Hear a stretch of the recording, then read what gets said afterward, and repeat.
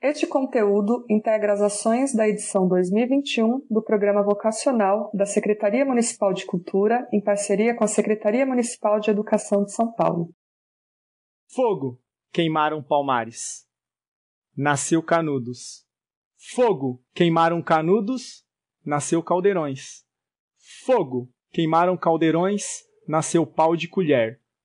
Fogo, queimaram Pau de Colher e nasceram tantas outras comunidades que os vão cansar se encontrarem queimando, porque mesmo que queimam a escrita, não queimarão a oralidade. Mesmo que queimem os símbolos, não queimarão os significados. Mesmo queimando o nosso povo, não queimarão a ancestralidade.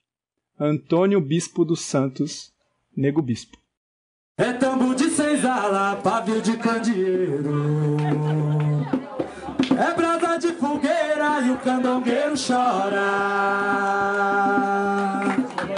Sorriso de encante, negro raiz do jongo. Madeira que o cupim não rói, é madeira de lei. É madeira de lei. É madeira de lei. É madeira de lei. Olá pessoas, meu nome é Marcelo Soares, está começando o Oralizando, podcast aqui do programa Vocacional de Literatura, um dos projetos, provavelmente, não sei se vai ter mais podcasts, mas esse é o nosso, para falar sobre um pouco das nossas vivências dentro do projeto vocacional e também sobre a oralidade, né? Sou escritor, sou jornalista, sou aqui da Paraíba, no Nordeste, e estou participando desse projeto. E vou chamar aqui meu querido amigo Rogério. É isso, eu sou o Rogério, também sou um dos contemplados aí pelo vocacional, por todo esse momento aí que a gente vem passado. Sou poeta, arte educador, migro aí por diversas artes também, né? Também vou estar aqui compondo pra gente poder falar um pouco sobre esse momento de oralidade e como essas nossas vivências, o que a gente conseguiu trazer de bagagem, a gente vai tentar fazer aqui um bate-papo aí bem orgânico aí, maroto aí. E é isso. E tá aqui com a gente também a Keila Rodrigues, né, que é orientadora, e aí ela vai explicar melhor quem ela é e por que ela está aqui. Bem-vinda, Keila. Olá, Marcelo. Olá, Rogério. Bom, eu sou a Keila Rodrigues, sou poeta, brincante, bordadeira, artista educadora, produtora cultural, integrante também de movimentos culturais aqui do extremo leste de São Paulo. E esse ano estou como artista orientadora do programa Vocacional Literatura, aqui com a turma de vocês, né, pela Biblioteca Vicente Paulo Guimarães, e também com uma outra turma pelo Cordão Teresa de Benguela. E aqui a gente está discutindo um pouquinho oralidades, né, conversando um pouco sobre esse assunto, essa ancestralidade. Vamos compartilhar hoje no podcast. Vocês que estão ouvindo, provavelmente estão ouvindo aí nas redes do Vocacional Literatura, né? Eu imagino que saibam que é o programa. Se não souber, eu vou pedir para Keila falar um pouco sobre o que é o programa, né? O que é o Vocacional Literatura, né? E a gente, a partir daí, conversar sobre as nossas experiências dentro desse programa. O programa Vocacional Literatura faz parte do programa Vocacional, né, que é um programa de formação da Secretaria Municipal de Cultura da cidade de São Paulo. E esse programa ele é dividido entre várias linguagens, né? Já está há 20 anos acontecendo aqui na cidade. É um programa histórico, né? Uma política pública que faz parte também de processos de lutas sociais, né? Ele não apareceu do nada, assim, não é um brinde, mas é resultado de um processo de luta dos movimentos pela cultura aqui na nossa cidade. Há 20 anos desenvolve ações de formação cultural. Começou inicialmente com o vocacional teatro, né, era específico da linguagem de teatro, e com o passar dos anos, né, com a própria inserção desse programa nos territórios, foi se percebendo a necessidade também de ampliar o programa para outras linguagens, né? Então hoje a gente já tem o vocacional literatura, o vocacional dança, o vocacional artes visuais, vocacional música, né? E as discussões permanecem acontecendo para que outras linguagens também sejam abordadas, né? Já que as manifestações artísticas são plurais e aí dá para ir conversando, dialogando sobre todas elas, né? Trocando essas experiências. E o vocacional é um programa também que tem uma perspectiva de orientação artística, né? Então a gente chama os nossos, o que as pessoas chamam de oficinas, a gente chama de encontros, né? O que as pessoas chamam de professor, a gente chama de orientador, orientadora, né? Que é bem essa ideia de ser um facilitador mesmo, uma facilitadora de conversas a partir dessas linguagens, né? Considerando também as experiências de quem participa. Então é um programa bem interessante, histórico na cidade. E esse ano também tem um fator importante, que é o primeiro ano que o programa abre inscrições, né, para artistas pensando nas ações afirmativas, né? Então a gente tem uma maior presença de artistas orientadores negros, indígenas, periféricos, transexuais, pessoas com deficiência, né? Então é um ano histórico também para o vocacional. Eu não conhecia o programa, né? Já falando um pouco da minha experiência, de como foi chegar até aqui. Eu não conhecia o programa, amiga minha de São Paulo que me indicou, né? Que falou, tem esse programa tal, se eu conseguir aqui falar com o pessoal aceitar tu participar, participe e tal. E eu achei interessante, né? Porque assim, pouco que eu vi, a exposição que tinha lá do que eram as atividades, o que era o programa em si, me chamou bastante atenção e eu achei legal. Ao longo desse período a gente já tá aí, foi quando a gente começou, aquele de fato mesmo? Começamos em maio, junho, né? Por aí. Foi, entre por aí. Inscrições e início dos encontros, maio e junho. Tá o quê? Há 4 meses por aí de projeto, participando. Então, pra mim foi bem interessante porque tá sendo um monte de coisas que eu realmente não eram coisas que eu pensava no dia a dia, né? Ou que eu conhecia, mas não tava ali pensando urgentemente somente sobre a temática que é esse episódio, esse programa aqui, que é o de oralidades, né? A questão da oralidade. E a gente, quando vai falar em escrever, pensa só na escrita mesmo em si, né, Rogério? E aí a gente acaba deixando a oralidade meio, às vezes, de lado. Foi muito interessante porque quando a gente chegou nesse processo, a gente foi convidado a ver a partir de uma outra perspectiva, que é um olhar que a gente já traz mais pro, às vezes até um pouco mais tipo subjetivo e às vezes acontece tipo de forma assim, tipo natural, mas foi bem interessante essa coisa tipo da gente trazer à tona e tentar refletir em cima tipo da oralidade, né, de como a gente vai se comunicar e tal. E aí eu penso também, pra mim, eu conheci aqui o vocacional aqui de literatura através do vocacional de teatro que eu tava fazendo. E aí eu fiquei sabendo, e aí eu falei lá com a Caroline lá, eu falei, poxa, velho, e eu, como eu sou poeta, eu já tinha me interessado já bastante, mas eu já tenho já um bom tempo aí participando aí das oficinas aí, tipo de teatro, dança, tal, aqui literatura que é a minha primeira vez, né?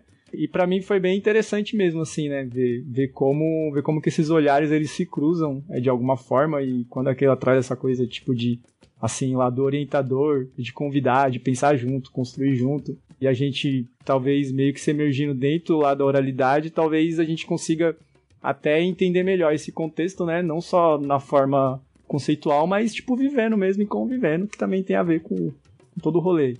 Uma coisa que eu achava muito legal, até falei isso lá no início das oficinas não, né, dos encontros, o que eu achava interessante é porque eu pra mim, eu tava tendo uma espécie de contato com pessoas de outra vivência total, né, porque em São Paulo, eu até tinha falado que eu já tinha ido pra São Paulo algumas vezes, mas não tinha tido contato meio com a parte cultural, digamos assim, de São Paulo, contato com questão, principalmente da literatura, poesia, poema, slam, que fosse. Então, pra mim, tá sendo um processo, né, está sendo agora poder ter essas vivências diferentes, né, assim, eu acho que é uma das coisas que eu acho que estou achando mais legal até algum momento do projeto, né? E o que vocês acham mais interessante até o momento desse período agora, esses 4 meses aí que a gente tem conversado?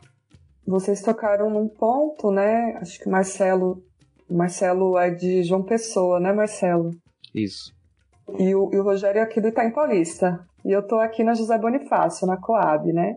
A gente tem tido muito essas experiências no vocacional esse ano, né? Por estar nesse formato online, desde o ano passado, né, devido a esse momento que estamos vivendo, de pandemia, isolamento social, foi criada essa possibilidade de fazer essa ponte com outros estados, inclusive com outros países, né? Essa turma aqui é a turma de literatura da Leste 4, né? Só que na Zona Leste nós temos 4 regiões, né, onde está o vocacional em diversas linguagens, né? E aqui a gente está com o vocacional literatura, mas na Leste 1, 2 e 3 também tem vocacional literatura com outras pessoas fazendo orientação. E na cidade também tem vocacional literatura e todas as outras linguagens, né? A gente recebe muitos relatos de pessoas que estão recebendo artistas, né, para participar do vocacional de diversas regiões do país, como também de outros países, né? Angola, acho que do México, enfim. São diversos, assim. Então, acho que o mais interessante nesse momento foi transformar essa dificuldade, né, numa possibilidade de diálogo com outros agentes, né, de outros lugares, porque a gente consegue trocar mesmo determinadas coisas que, se fosse no presencial, a gente ganha e perde, né? Porque a gente perde esse contato, né? A arte também é presença, então a gente perde essa presença dessa construção. E, ao mesmo tempo, a nossa fuga, porque a gente vai arrumando maneiras de sobreviver nesse caos, é conseguir estabelecer esse diálogo, né? Com João Pessoa, com Angola, com a Paraíba, né? Com Manaus, enfim, com os lugares onde o vocacional está chegando também por esse meio virtual. Acho que essa própria perspectiva das oralidades, ela também acontece dessa forma, né? Porque a gente vai tendo percepção de outras narrativas, outros sotaques. A gente sempre brinca aqui que, às vezes, eu e o Rogério, que estamos aqui em São Paulo, estamos de blusa de frio, touca, e o Marcelo tá lá de regata em João Pessoa, né? Então, até essas questões assim mesmo, né? Do lugar onde a gente está, do nosso território, do clima, né? Tudo vai interferindo nas nossas conversas e a gente vai se reconhecendo aí nesses diversos espaços virtuais, né, e físicos também de cada um. Uma coisa que me chama muita atenção nesse modelo aqui vocacional, na verdade, tipo, aqui são duas, né, nessa nova forma que a gente migrou aí para usar, assim, essas ferramentas, né, que são virtuais. O primeiro é que a gente acaba ganhando bastante tempo, que é uma coisa que a gente não percebe, que o tempo que a gente perdia se locomovendo para chegar até esses espaços, né, até esses equipamentos, tipo, culturais, a gente pode, sei lá, tipo, se preparar, sei lá, fazer um café, alguma coisa. Parece que é coisa básica, mas, sei lá, são esses tipo, rituais, essas coisas, faz a gente entrar até de uma forma um pouco mais leve, né? Dependendo. É óbvio que o espaço físico traz a questão, tipo, presencial, que a gente um pouco mais conectado, mas, querendo ou não, a gente tem também essa possibilidade também de ver outros olhares, de outros espaços.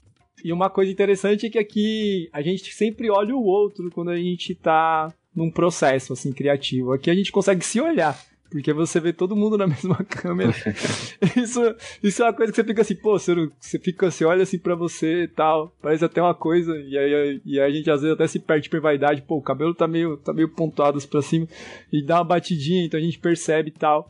Mas é bem interessante, eu acho que esse formato, porque eu fiquei bem preocupado, assim, a princípio, porque por mais que eu tivesse aqui uma ferramenta, assim, meio que razoável pra eu conseguir absorvendo essas oficinas, pra mim é um pouco complicado, porque eu gosto dessa coisa presencial, de estar ali, sabe?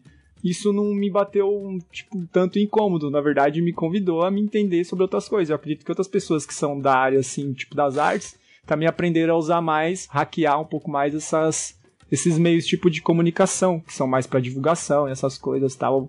Meio que a gente teve que se adaptar. Então, tem essa questão também da resiliência, né? Essas ferramentas, tipo, virtual e tal, e essa coisa de você conhecer outros espaços aí. Não só os slams, né? Você vai lá no slam hoje, tem 3 pessoas lá do Rio, uma do Maranhão, uma lá de Angola. Aí você fica, poxa, isso eu achei bem bacana, assim. Nesse formato, achei bem legal, que foi o que a Keila, tipo, frisou.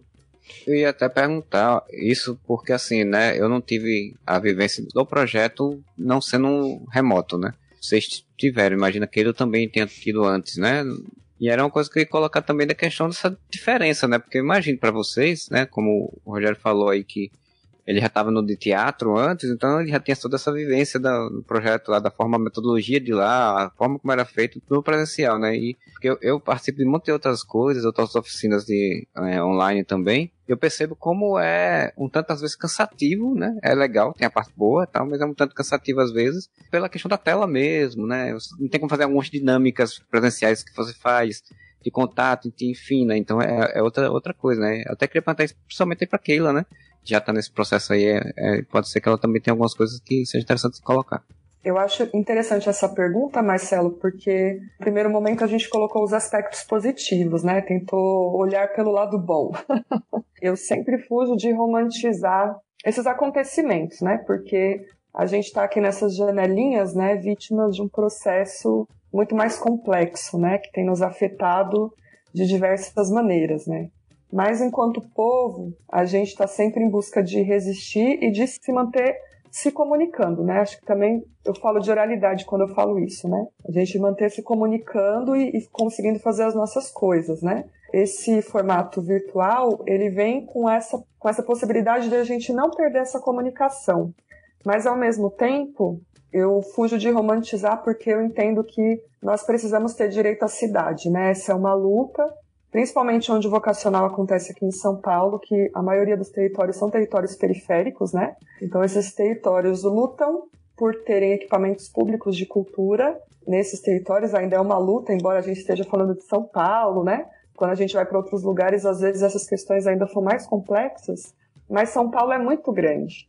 Então, quando a gente fala das periferias de São Paulo, a gente vai perceber essas ausências que às vezes se assemelham com outras regiões do nosso país também, né?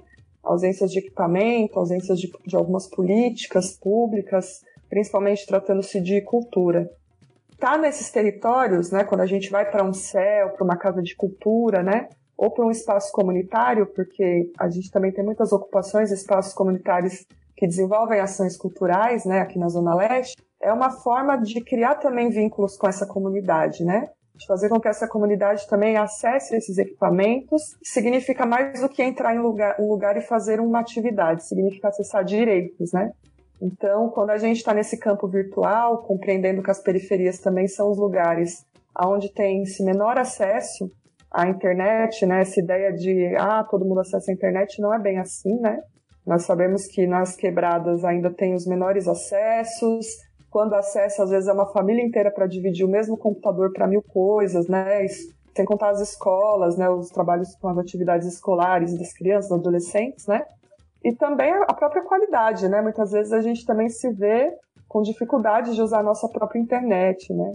Tá nos espaços também é alcançar mais pessoas. Aqui no virtual a gente ganha nesse sentido de ampliar esse acesso e conseguir falar com pessoas que talvez a gente não falasse no presencial, de outros estados, outros países, mas perde nessa relação com o território que é tão importante, né?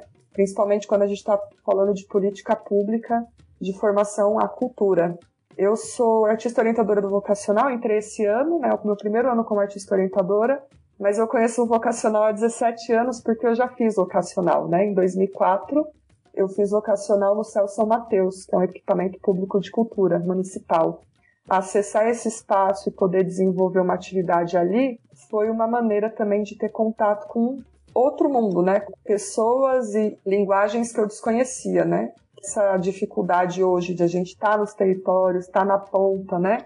Estar nos equipamentos fortalecendo esses espaços é a grande contradição, né? Porque a gente alcança o mundo e perde o nosso quintal. Foi até interessante porque conforme você falava, eu fiquei meio tipo que imaginando, porque isso aqui é uma oficina pela biblioteca Vicente Paulo Guimarães, né? Que fica ali na região ali do Curuçá. Eu conheço pela minha vivência no programa Jovem Monitor mesmo, assim, tal. Porque aí você acaba conhecendo a cidade toda, esses espaços, e também você acaba também batendo tipo de frente com defasagens, tipo de políticas públicas, que nem você falou. E eu acho até interessante isso, né? Porque a gente tipo se convida a pensar, né? Porque todas as pessoas que participam dessas oficinas, qual que é a relação dela com esses espaços físicos? Porque a gente tá aqui, mas a gente tá criando um espaço imaginário. A partir do momento que a gente cria um espaço virtual, um espaço completamente algo que a gente tá, tipo, meio que se adaptando, e ele não é físico. Talvez cada um se adapte, tipo, de uma forma. Eu acho que desde o tempo que eu fiz, assim, tipo, vocacional, é que na oficina aqui de literatura, talvez, por ser algo, assim, que talvez seja mais, tipo, falado, escrito e tal, talvez a gente não sinta tanto esse impacto, mas quando você faz dança, ou eu mesmo aqui dança, é fazer um movimento aqui e derrubar tudo aqui, porque aqui, tipo, aqui não tem espaço. Eu moro aqui em condomínio aqui da CDH1, é tudo apertado. Até o banheiro é apertado, então, tipo, não tem como.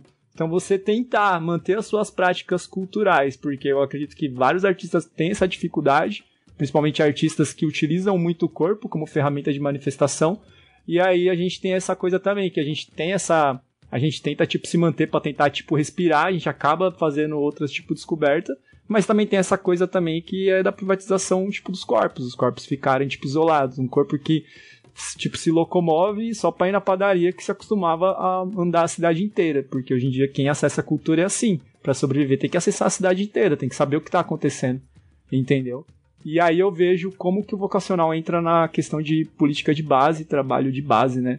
Que eu acho que isso que é legal, que é maravilhoso, que eu sempre gostei no vocacional, foi essa coisa de sempre trabalhar, assim, tipo, todos os recortes. Então, Obviamente, qualquer pessoa que é periférica, que é trans, LGBTQI+, tal, todas essas pessoas, ela tem tem uma representatividade ali muito forte, que facilita ali na forma, de absorção, né? E também na bagagem que essas pessoas trazem, né? Porque são escolhidas a partir desses arquétipos. Então, eu acho isso bem interessante, assim.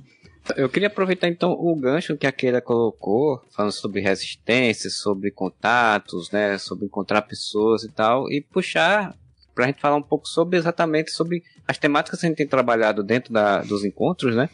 De oralidade, da questão ancestralidade, né? Ancestralidade indígena, ancestralidade negra também. Uma coisa que eu queria começar pontuando, falando sobre isso, é dizer que quando falamos em escrever, né, em fazer literatura, provavelmente a primeira coisa, que até eu citei isso antes, né, coisa que a gente vai pensar é pegar um papel e caneta, ou abrir o Word lá e começar a sair escrevendo, estudando tudo que vem à mente, né? Faz para o ouvinte, querido ouvinte, ou querida ouvinte, que está aí com a gente, fazer essa reflexão, né? Mas você já pensou de onde vêm as ideias da sua cabeça, né? Quais histórias lidas e ouvidas lhe inspiraram, né?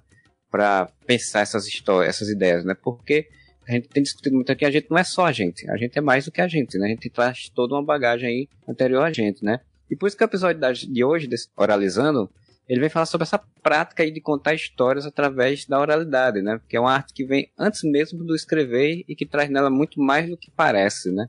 E aí eu queria, para começar a gente falar sobre oralidades, esse assunto que a gente vem discutindo aí há alguns meses, eu queria jogar uma pergunta aqui pra gente ir papeando, né? A gente conversando, né? Como tem sido a nossa vivência com a oralidade, né? Ao longo da vida e também depois que a gente entrou aqui no curso, né? Primeira coisa, quando eu tive, assim, a reflexão quando eu comecei a trabalhar, primeiro, assim, estranhamento. Pô, não tô escrevendo. Oralidade, pô, legal, mas vamos... a primeira provocação boa, que foi algo que se manifestou em mim, assim, foi tentar, refletir, desse lugar, assim, sabe? A gente sempre vê pessoas intelectuais, pessoas que leem bastante, pessoas que leem muitos livros, não pessoas que acumulam, histórias, né? Então ainda tem esse lugar, assim, ainda. Quando a gente pega, a gente entende essa genialidade a partir dessa outra camada, né? Quando a gente conversou aqui, estudou sobre aqui a literatura indígena, a gente parte muito disso, porque são histórias que são contadas e são heranças e ancestralidades que vão passando e vão, se intercalando. E aí você percebe que já é extremamente, natural eles ter essa intelectualidade, essa genialidade, esse manifesto, porque é algo que já é passado, entendeu? E aí a gente também, discutiu muito essa questão, depois que a gente viu o vídeo lá da Paulina, lá, Xiziane, que foi sobre a importância das contações, lá de histórias. E quando a gente foi provocado a tentar lembrar, uma frase lá da sua avó, uma cantiga, e a gente pouco tinha isso, né? Tudo era algo que talvez foi passado por meio de comunicação, pelo menos essa foi a influência minha. E aí eu senti, assim, sabe, uma nostalgia que eu não tenho. E era uma nostalgia que eu queria ter. E aí eu pensar, nesse local, porque quando a gente pensa assim, a escrita é um registro. A gente vai registrar, enfim. Mas a gente sempre coloca aquilo como o começo do processo. Mas o começo do processo tá no ouvir, entendeu? Então, se você não sensibiliza os seus ouvidos, talvez seja até uma forma, presunçosa de você entender da onde começa o processo. Óbvio, o processo pode começar de diversos, assim, locais.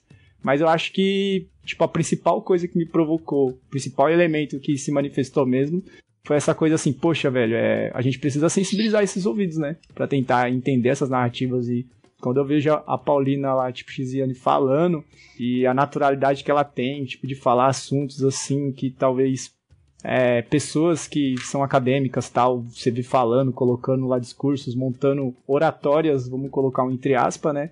Porque oratória e oralidade, eu não sei ainda no contexto semântico até onde esses dois contextos entram em conflito. Eu acho que não, acho que se conversam, mas talvez cada um tenha uma reação divergente por conta dessa vivência. É como diz o poema lá do Krenak, né, quando fala que poucas pessoas alcançam o céu. Nem sei se foi isso que ele realmente falou, mas quando fala talvez em alcançar esse céu, talvez seja algo que esteja justamente sintetizado em sensibilizar esses olhares, né? Essa foi a sensação que me deu na hora quando eu vi, né? Depois eu descobri que era pandemia. Eu falei, pô, não tô entendendo nada. Mas é isso. E também tem essa questão, você tá vendo? O sentir é muito importante. O sentir tá a partir do ouvir, dos nossos sentidos aí. Eu vou começar falando um trecho de um poema de um grande amigo, um poeta aqui do Itaim Paulista, multiartista, chamado Daniel Marques, né? O Dani tem uma poesia que ele dizia, que tem uma parte que diz: respeito aos mais velhos, eles são nossas bibliotecas. O que é que a gente tem de referência enquanto intelectualidade, né? Quando a gente vai pensar nos meios formais, né? De educação. Intelectualidade nunca é aquele mais velho que não está dentro de determinados espaços institucionais, né? São sempre outras referências, outras linguagens, outras formas de expressão. E aí quando o Dani chama atenção para falar respeito aos mais velhos, eles são nossas bibliotecas, é justamente nessa perspectiva que o Rogério trouxe, né? De pensar nesses saberes que estão para além dessas institucionalidades, né? E a gente está tratando aqui, no Vocacional Literatura, dessas oralidades nessa perspectiva africana, afro-brasileira e indígena, né? Se a gente pensar na história desses povos africanos, afro-brasileiros e indígenas, se não fosse a oralidade, né, e pensando nessa oralidade de forma ampliada, como a gente tem conversado também, nessa oralidade que também é o corpo, né, que também são essas memórias cantadas e contadas, passadas de geração a geração, como que essas pessoas teriam sobrevivido até aqui enquanto cultura, enquanto língua, né? Enquanto manifestação? Então, é o espaço da história, né, desses povos. E é claro que com o passar do tempo, esses povos também vão se apropriando da escrita, né? E também vão lutando por esses espaços, né? De registrar suas narrativas, de contar suas histórias também no papel, né? Como fala no texto Reencantando a Literatura Indígena, né? É a hora do papel falar. Importante também a gente trazer esse ponto, né? Que essa oralidade, ela tá como uma ferramenta primordial para que essas histórias, essas culturas permaneçam, mas que não estagna, né, esses povos nesse lugar. Esses povos estão convivendo o tempo todo em sociedade e estão produzindo também por outros meios, né, de comunicação, inclusive esse aqui que a gente está usando agora, né?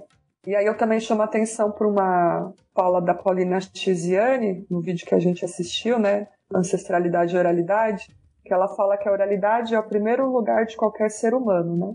Também nessa perspectiva do que o Rogério falou, de ser esse primeiro lugar da escuta, né? Antes de a gente aprender a falar, a gente ouve. E mesmo as pessoas que não têm essa comunicação oral, né, se comunicam de outras maneiras, né? Se comunicam com o corpo, com o olhar, com outras expressões.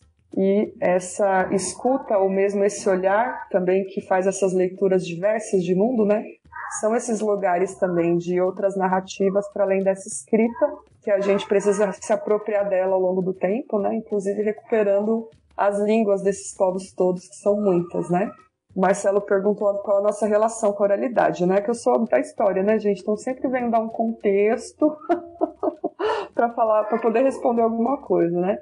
Eu me sinto assim privilegiada, né? Porque eu convivi com as minhas avós e com meu avô, e eles viveram muito, né? Minha avó materna viveu até os 104 anos, e a minha avó paterna está viva aí, chegando no 102, né? Meu avô viveu um pouco menos, mas também viveu beirando ali os 90. Então eu tive sempre essa oportunidade, né? De, na minha família, ouvir muitas histórias, sobre tudo, assim, né? Bem nesses espaços dessa contação de histórias mesmo. Eu falo que a minha avó é a melhor contadora de histórias que eu conheço, né? E são histórias do cotidiano, histórias que ela também ouviu, né? Então são centenárias aí. Então esse lugar da oralidade, na minha família, sempre foi muito um lugar acessível para mim. E talvez seja por isso, quando eu penso literatura, eu penso a partir desse ponto também. Tem uma coisa que é interessante, comecei a pensar muito depois que comecei a fazer o programa.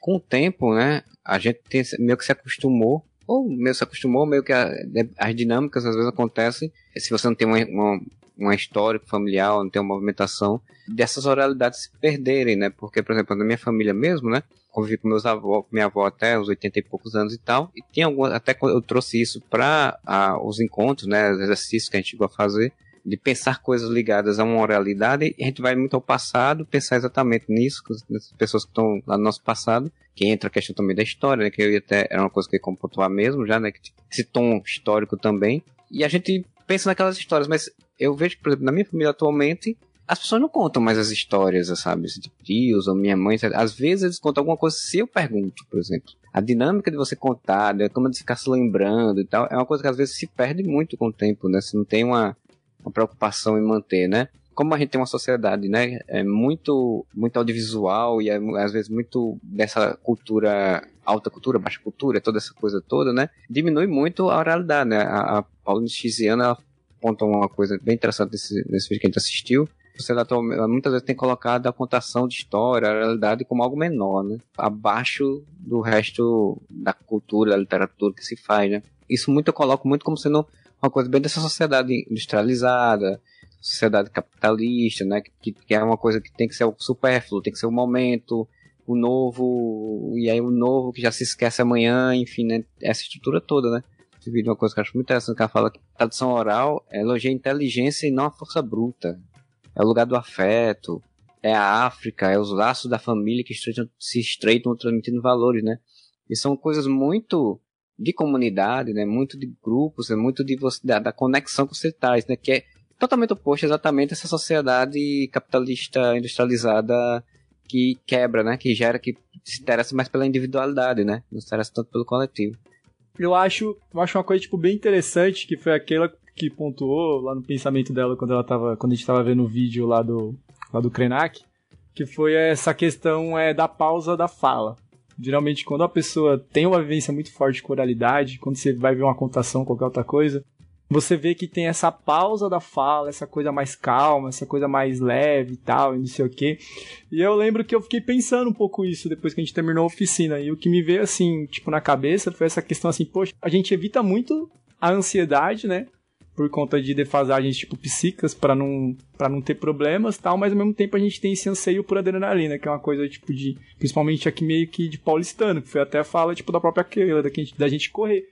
E aí eu fiquei pensando, eu falei, eu mesmo sou uma metralhadora, falando tá. Talvez tenha essa questão, tipo, da respiração, do pensar, né? Porque quando lá o Krenak fala essa relação nossa, né? Tipo, o caso lá do indígena colocando o pé na terra e tal, às vezes isso cria essa relação, né? Pô, a gente tá sentindo o que tá acontecendo. Olha o ar, respira, fala, entendeu? Olha, vê os olhares ali das pessoas e talvez a gente fica muito focado como finalizar aquilo, mas não da maneira que vai ser absorvido. Então eu acho isso, dentro desse contexto de oralidade, eu acho isso muito legal e muito pertinente, porque faz a gente entender, talvez, como que essas narrativas elas se intercalam e elas, tipo, se cruzam. Talvez, tipo, seja até uma forma da gente poder entender aonde é que tá a nossa ansiedade dentro, tipo, da nossa escrita, dentro desse momento, assim, de fala, né? A gente acaba sendo vítima mesmo dessa máquina de moer gente, né? Que é essa correria nossa aqui. Eu acho que muitas vezes também a nossa escrita, muitas vezes não, sempre, né? Ela reflete tudo isso que a gente vive, né?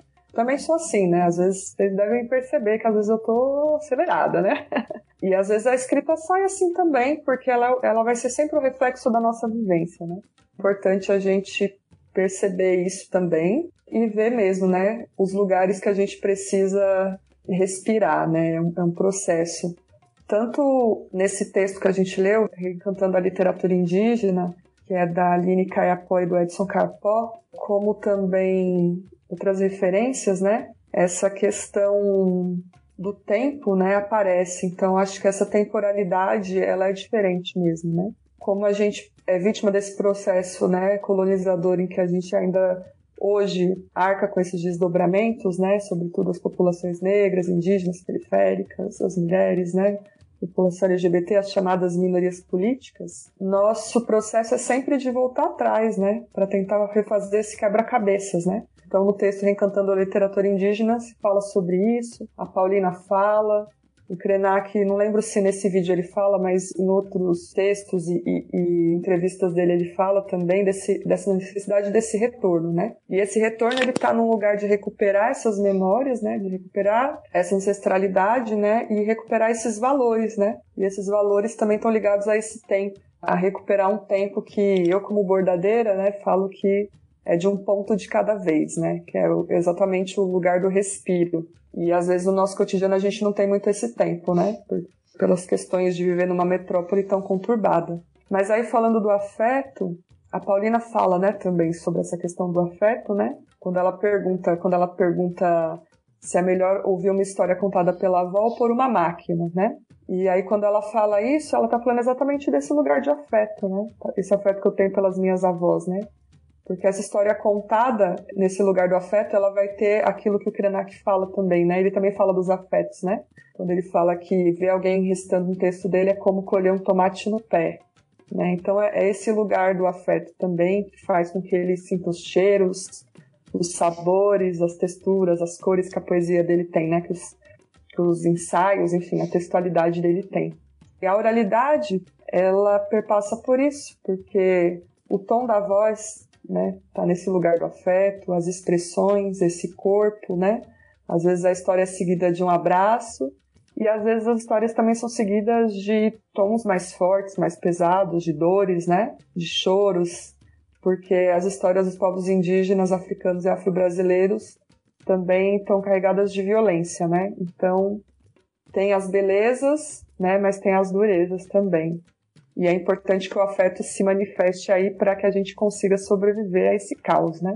Para o ouvinte aí que não conhece e tal, a gente citou aí a Paulina Chiziane, que é escritora moçambicana, né? E aí o Krenak, que é um jornalista, escritor e artista gráfico, também é uma das pessoas mais importantes aí no mundo de defesa do meio ambiente, né? São dois nomes importantes. E Paulina fala muito, vem dessa cultura exatamente negra, né? De ancestralidade negra. O Krenak sobre uma questão mais voltada para a questão indígena, que ele falou da questão da colonização, enfim. Eu acho que é importante isso porque, do meu ponto de vista, dentro do programa, por exemplo, vocacional, entre esses 4 meses agora, fez refletir muito, pensar muito sobre esse espaço, né? Sobre essa questão dessa produção, essa historicidade e ancestralidade desses dois grupos, né, sociais. Uma coisa que me impactou muito, principalmente na fala do Krenak, no vídeo que a gente assistiu, como ele fala dessa relação mesmo com a natureza. E aqui, tipo, a gente somos locais de centros urbanos, né? Por mais que moram numa cidade litoral, somos centros urbanos, né? E vocês aí em São Paulo, eu aqui em João Pessoa, na Paraíba, somos centros urbanos e, assim, a relação, geralmente, dos centros urbanos com a natureza é uma relação muito conturbada, né? É muito, muito complexa e, às vezes, muito de negação da natureza, destruição da natureza. E foi uma coisa que me pegou muito, porque o Krenak ele fala exatamente isso, né? Da questão dos afetos que você falou, relacionados aos aromas, aos cheiros, aos toques, à observação, né, do outro, da natureza, que é uma coisa muito típica, realmente, indígena, né? Essa vivência mesmo com a natureza, que é uma coisa, por exemplo, que eu, apesar de morar na cidade litorânea, que tem praia, enfim, eu não tenho tanto esse contato todo. Essa observação, e como essa observação se ressignifica ou se constrói dentro também de uma oralidade, dentro também de uma produção literária, né? Acho importante a gente citar o Nego Bispo. É que eles, tipo, se conectam, tipo, de uma forma, assim, tão forte que, às vezes, parece que os três é uma pessoa, sabe? Enfim, eles têm vivências, assim, muito, tipo, similares. E são olhares muito parecidos, né? E talvez, também puxando um pouco mais lá pro Nego Bispo, o que me chamou muito a atenção, bastante, assim, demais, foi a questão de como ele lidar com essa coisa que foi o que a gente estava falando, né? Que toda a gente estabelece uma etapa. É natural de fazer planos e projetos, tal, e qualquer coisa. Então, também ela pontuou também quando a gente assistiu o vídeo e quando a gente leu os textos também dele e as poesias, com essa questão do começo, meio e fim, né? E aí, para ele, só tem começo e meio, né? Que é uma coisa bem natural, dentro da perspectiva indígena, dentro da perspectiva africana e tal. E aí eu não lembro, depois a Keila vai falar sobre a árvore que ela falou lá que existe tipo lá na África, que é onde eles guardam tipo as memórias e tal. E aquilo ali, tipo, funciona, talvez não só como uma simbologia, né? Mas aquilo ali também vai não só transliterar, mas vai transbordar como que essas falas, tipo, lidar com esse processo natural nosso que é a vida, né? Porque eu vejo muito poeta falando sobre vida, morte, blá, blá, blá, blá, blá, mas acho que essa foi a primeira vez que me fez, talvez, tipo, realmente, meio que me refletir, tipo, de fato, né? Talvez nisso, né? A gente, como ele diz lá, a gente só morre, né? Foi onde ele conta a história, ele fala lá, só morro se eu morrer, tipo, dentro, tipo, de você, né? Talvez seja essa coisa, né? Que essas narrativas, essas falas, esses olhares, essas vivências vão estar constituídas dentro dessas pessoas e elas vão estar sempre migrando essas falas e enfim, todas essas contações e E eu acho que isso serve como apelo mesmo, né? Apelo pra gente poder tentar manter isso ao máximo para que isso, tipo, não se perca mesmo, né? Porque dentro tipo, de todas essas nossas, tipo, vivências, dentro dessa metrópole que nem a Keila falou, como moedor, tipo, de carne, talvez seja o fato da gente se perceber, né? Como que a gente mantém essa oralidade? Talvez não é só você ir no portão e trocar ideia ali com o fulano ali, sentar e falar sobre carro, futebol e vice-versa. Talvez é pensar, né? Pensar como que essas falas, tipo, chegaram, da onde, tipo, chegaram. Chegar lá na sua mãe ou na sua avó e falar, pô, quem foi sua avó? Quem foi sua mãe? Que é uma coisa que o pessoal lá do interior tem mais, que é falar, poxa, sou filho de não sei quem, filho, sabe? A gente não tem esse costume, né? Porque a gente vive, talvez a gente traz muito pro individualismo, que é natural, né? Que é o sistema propõe pra gente, impõe, né? Pra gente viver nesse individual e tá sempre competindo por tentar alcançar alguma coisa que é um arquétipo colocado por uma estrutura.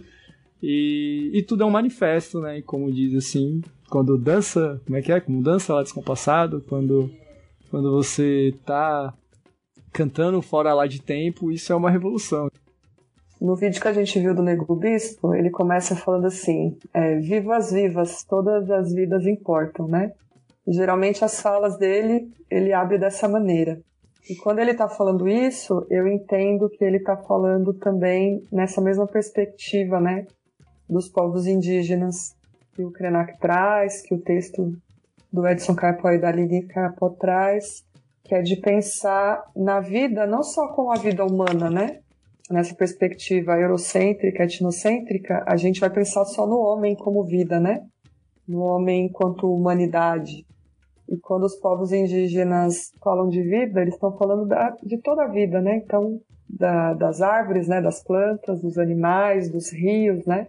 O momento que a gente vive agora, nos últimos 2 anos, foi pegando na nossa cara, né? Que todas as vidas importam. Enquanto nós não tivermos isso como prática, né? Porque a gente pode sair por aí falando, né?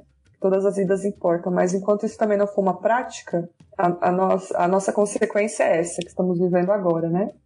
Essa semana eu fiz uma live com uma mestra aqui do território, a mestra Solange Camargo, ela dança, e ela é de um grupo que tem há mais de 30 anos aqui em São Miguel Paulista, que é o grupo de dança Afro-Babalotim. Quando ela começou a falar sobre dança, ela falou que ela aprendeu a dançar com as plantas, com o movimento das plantas, né?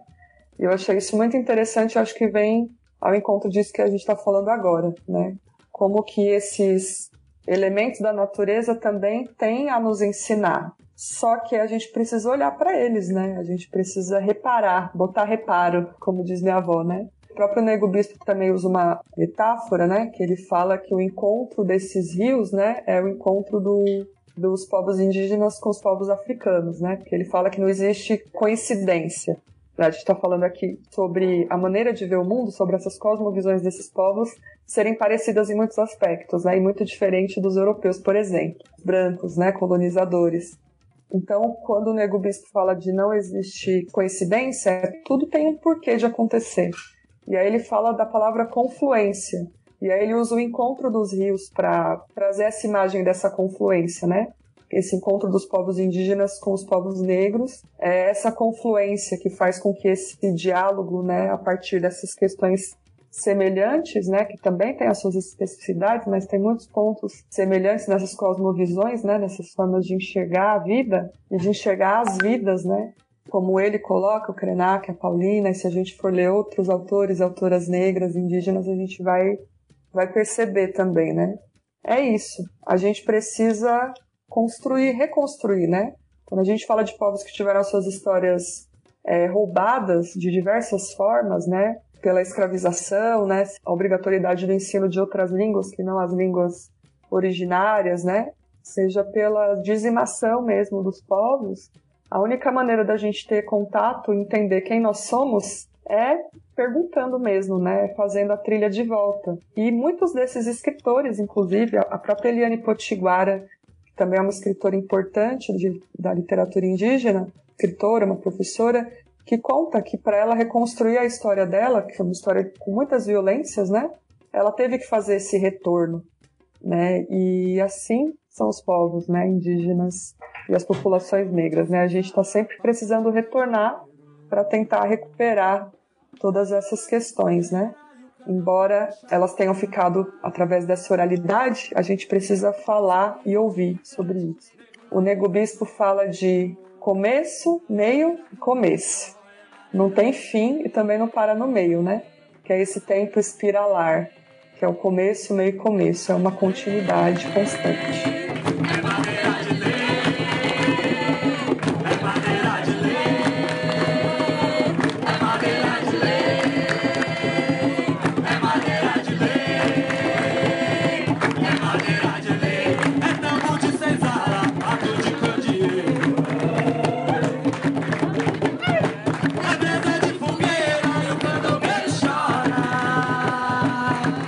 Então a gente vai passar pro sarau, pra parte do sarau. Nessa parte do sarau, eu vou deixar a cargo aí do querido Rogério pra ele dar os seus pulos aí e fazer... Olha só, o Marcelo tirando ele da reta. Então, eu queria começar compartilhando, que eu acho que é o poema que vai muito lá de encontro, porque foi um poema que foi proposto dentro de um exercício, né? Que a gente fez baseado lá na influência africana no português aqui do Brasil, né? O famoso português. E aí a gente foi convidado a construir um poema. E eu vou ler esse poema aqui para vocês. A língua se predispõe mestiça, onde os laxais propõem a missa. As botas ancestrais já estão encharcadas, de gramática em poça parada. A herança afetiva, em essência, sobre o terreno árduo é passada, mas somente a hegemonia foi transliterada. É muito bom. Agora dá um efeito de palmas. Pra vocês que não estão olhando aí, a gente tá chacoalhando as mãos. Queria ler agora então um meu aqui, que como a gente fez alguns exercícios ao longo do programa, né, ao longo desses 4 meses aí, eu não sou muito de poema, mas eu trouxe um poema que eu fiz derivado do conto que eu trouxe pra cá, né. Eu trouxe um conto, né, uma das propostas da Keila foi pegar no meu caso, um microconto, e a partir do microconto ir construindo, e aí, em algum momento esse microconto transformar ele em poema, né. Eu não botei título nesse poema. Vai aí nos comentários do quem estiver ouvindo e deixa o seu título aí do poema aí. Curte, dá joinha, escreve, dá joinha, compartilha. E ativa o Peter Pan e a sininho. Os likes. Pois bem. Segurou o presente circular. Ideogramas, símbolos, rachadura, timidez e frio numa noite brega. Pegou o objeto e em 2 separou. Você é meia-noite, abraçado, declarou. Na mão de Clara, um pedaço colocou, na sua outra, repousou, e o círculo inteiro seguia, transformado pelo amor em relíquia. Keila, você trouxe algum? Eu tinha planos, né, de escrever uma poesia para esse podcast, mas eu tive planos, mas não tive tempo. Porém, eu escrevi recentemente um texto, atividade da outra turma do Vocacional Literatura, e eu acho que de alguma maneira ele dialoga também com o que a gente está conversando aqui. Vou ler esse texto também. Também não tem título ainda, também deixem aí dicas de títulos. Tô brincando, eu sou uma pessoa que muitas vezes escrevo poesia sem títulos, assim, então algumas tem, outras não. Então essa por enquanto não tem, não sei se terá, mas acho que terá. Eu sou o encontro das minhas avós, Júlia e Júlia, Júlias.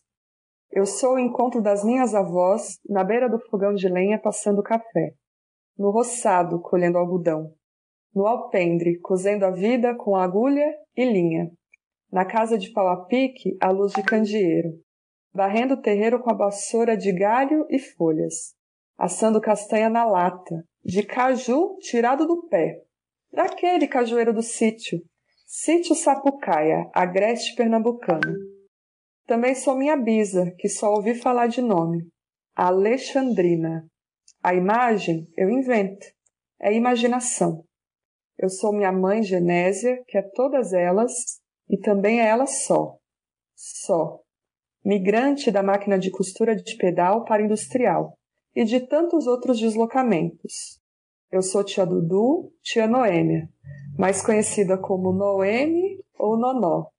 Eu sou mãe Estela, mestra Soraya, mestra Solange, dona Naí, as Três Marias, as Pretas Bás e cada pastora do Rosário. Eu sou as mulheres da minha família e do meu território.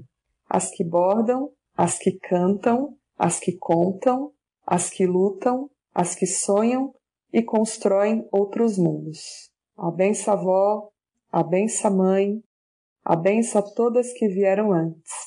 A benção. Poema aconchegante. Bonitinho, muito bonito. Nossa. Eu vou pegar assim, vou fazer um gancho, vou pegar uma curtinha, que eu acho que vai muito aqui lá de encontro, depois eu entro na filosofia de boteco aqui. Eu acho que fala de prosa e tá envolvido. Em voz excessiva, me torno o oposto do vigor calado. Sou muito diafragma para um dia fragmentado. Rogério, e seus trocadilhos, suas analogias, muito boas. Sabe que curtinha chama curtinha, né? E é isso. No sertão, Maria Bonita enxuga as lágrimas com a peixeira. Caramba. Só ler um outro também que eu trouxe, cheguei a trazer para o programa também, para os encontros, que era um que eu já tinha feito, né, e que eu trouxe para cá, chamado Quarto, que é meio que falando um pouco sobre a pandemia, mas pode ser para outras coisas também que você ouvinte aí quiser identificar ou pensar, né. Meia-noite eu não durmo, a mente quieta, o coração em susto, a garganta seca. A madrugada e o escuro me levam para o medo de que o futuro não seja o mesmo. Trancado em espera, preocupado com o mundo, ouvindo asneira, monte de absurdo. O olho cansado da mesma parede, da mesma rede, de um viver impensado. O quarto achata as curvas, protege dos infortúnios, mas enlouquece almas vítimas de seus desígnios. Não foi tão curtinha, mas é isso aí. Foi ótimo, pô. Eu lembrei de quando a gente tava tentando tentar entender o poema lá do outro, e aí a gente entendeu, eu falei que parecia um filme lá do Roman Polanski. Essas coisas de quarto fechado. Já me lembrou muito. Sabe que agora ouvindo, eu percebi, Marcelo, também, né? Porque o ouvinte, querido ouvinte, também completa aí, né? Na cabeça, né? A partir dessa escuta. Eu ouvi na cadência da rede. Tananã, tananã, tararã. É a oralidade, né? Que se manifesta também nessa cadência. Achei interessante. Você fala da rede, eu falei, é mesmo. Ele tá na rede vendo esse quarto aí. Para quem tá ouvindo a gente, inclusive, isso é uma prática que a gente faz muito de tentar compreender, não dar um sentido final a um texto, né? Porque texto é uma coisa aberta, né?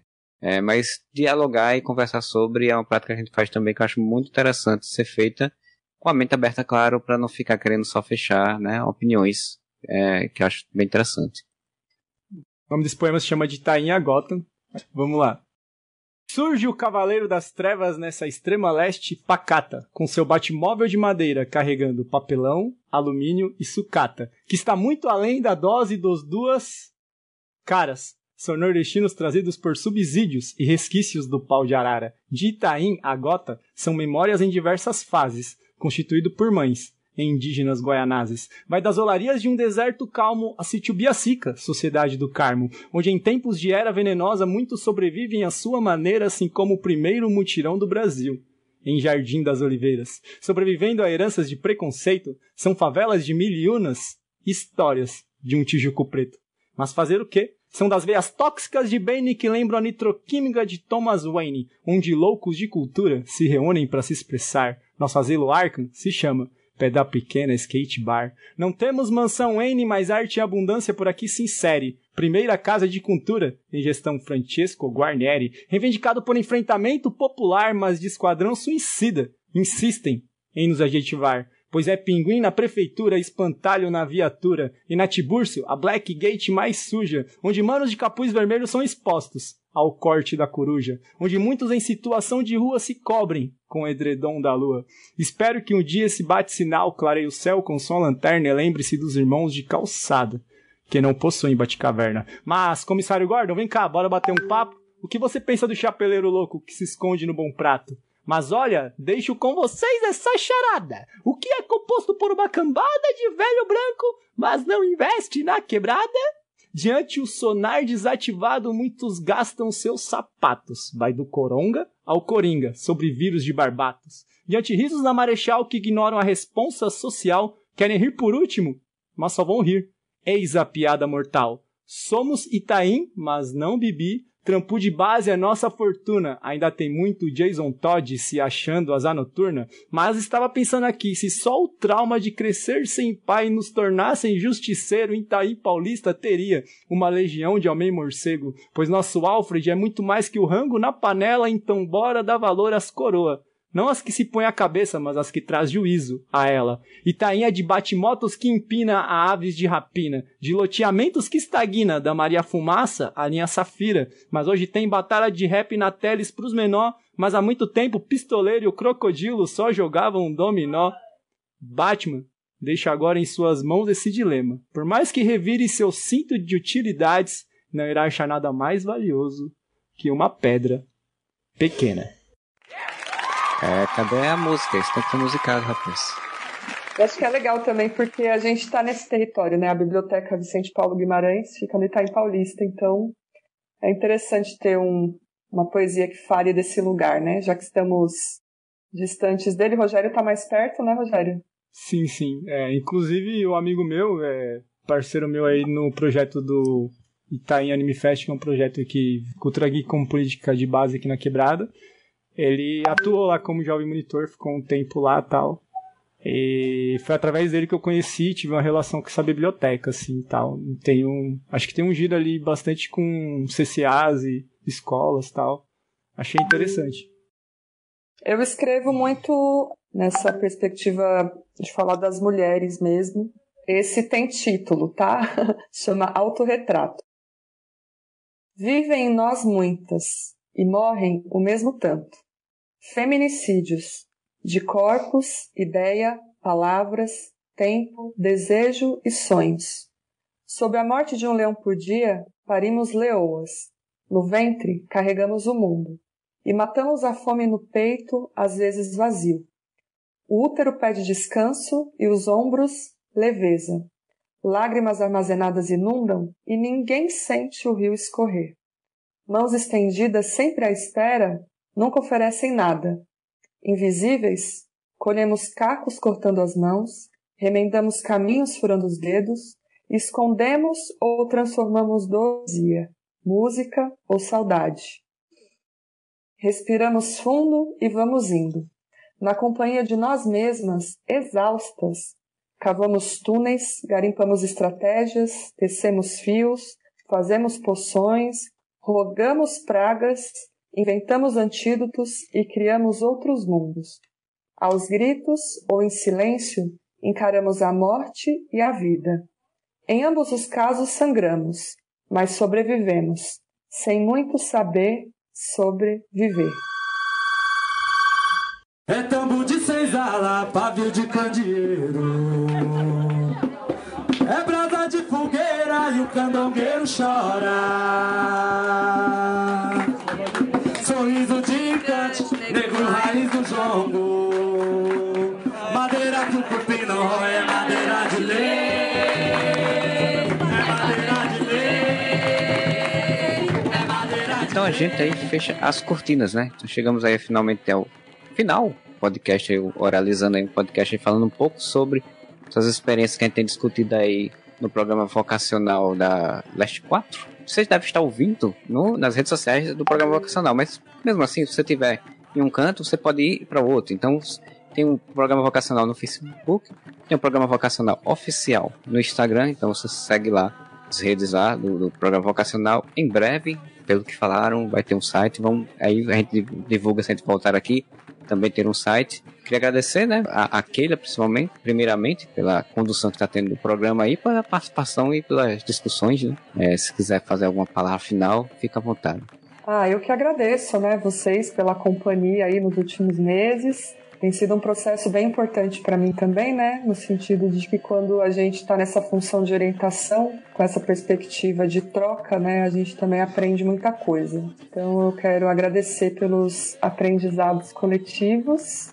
Bora escrever e contar as nossas contranarrativas. E é isso aí, né, Rogério? Poetizando e oralizando, sempre.